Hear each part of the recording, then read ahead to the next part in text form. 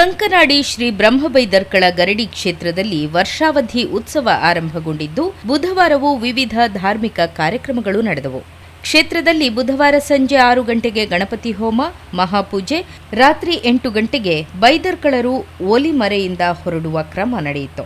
10 ಗಂಟೆಗೆ ಬಾಲಪರಮೇಶ್ವರಿ ದೇವಿ ಮತ್ತು ಶ್ರೀ ಸುಬ್ರಹ್ಮಣ್ಯ ದೇವರ ಪಾಲಕಿ ಬಲಿ, 11 ಗಂಟೆಗೆ ಶ್ರೀ ದೇಯಿ ಬೈದೇತಿ ನೇಮ ಮತ್ತು ಕೋಟಿ ಚೆನ್ನಯ್ಯರ ಹಾಗೂ ದೇಯಿ ಬೈದೇತಿ ಭೇಟಿ ನಡೆಯಿತು. 12 ಗಂಟೆಗೆ ಗಣಪತಿ ದೇವರ ಮತ್ತು ಬ್ರಹ್ಮರ ಜೋಡು ಮಹಾಬಲಿಯಾಗಿ ಪರಂಜ್ಯೋತಿ ಕಟ್ಟೆಯಲ್ಲಿ ಗಣಪತಿ ದೇವರಿಗೆ ಮತ್ತು ಬ್ರಹ್ಮರಿಗೆ ಮಂಟಪ ಪೂಜೆ, ರಾತ್ರಿ 2 ಗಂಟೆಗೆ ಸುರಿಯ ಕೊಡುವುದು, 2:30ಕ್ಕೆ ಗಣಪತಿ ದೇವರ ಬ್ರಹ್ಮರ ಪಾಲಕಿ ಬಲಿ ಬಳಿಕ 4 ಗಂಟೆಗೆ ಬೈದರ್ಕಳರ ದರ್ಶನ ಆಗಿ ಸುರಿಯ ಹಾಕುವ ಕ್ರಮ ನಡೆಯಿತು.